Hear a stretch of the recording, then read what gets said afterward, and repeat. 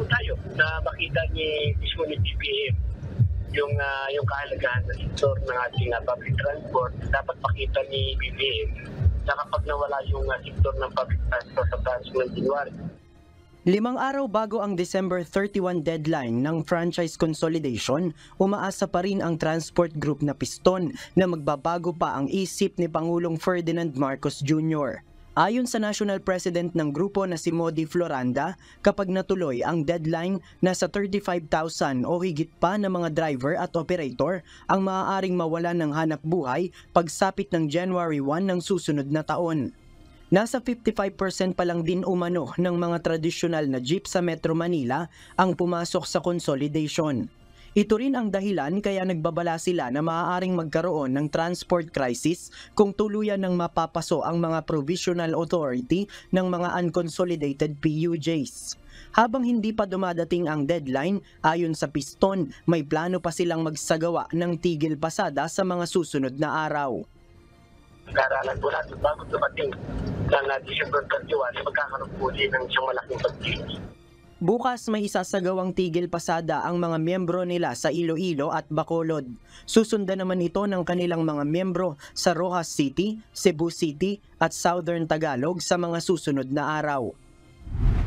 Ayon sa Piston, sakaling matuloy pa rin ang deadline ng consolidation, ang tangi na lang nilang pag-asa ay ang desisyon ng Korte Suprema na katigan ang kanilang petisyon ng temporary restraining order sa PUV modernization.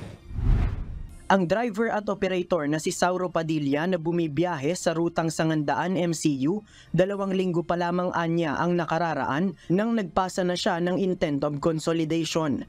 Bagaman wala daw anya ito sa kanyang plano dahil namamahalan siya sa nasa higit 2 million pesos na halaga ng modern jeep na magiging pagmamayari naman ng kooperatiba. Napilitan na lamang anya siya dahil baka mawalan siya ng hanap buhay pagsapit ng January 1. O napilitan kami dahil dahil yung hindi maire-register sa sasakyan mo, ano hanap buhay mo.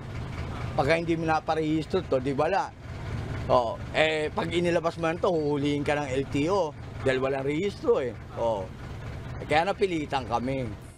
Si Homer Bayaras naman na isa ring jeepney driver, noong nakaraang linggo lang anya nakasali sa kooperatiba ang kanyang operator. Napilitan lang din anya ito dahil sa takot na hindi na makabiyahe. No choice na siya kasi nga natatakot nga pagdating ng January, malamang mahuli na kami kasi wala na kami prangkisa hindi kami naka-membro sa co-op.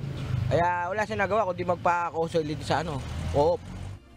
Muli namang iginingit ng Department of Transportation na tuloy ang deadline ng franchise consolidation dahil si Pangulong Bongbong Marcos Jr. na ang nagdesisyon nito. JP Nunez, UNTV, News and Rescue. Diyos ang aming sandigan, serbisyo publiko ang aming pinahahalagahan.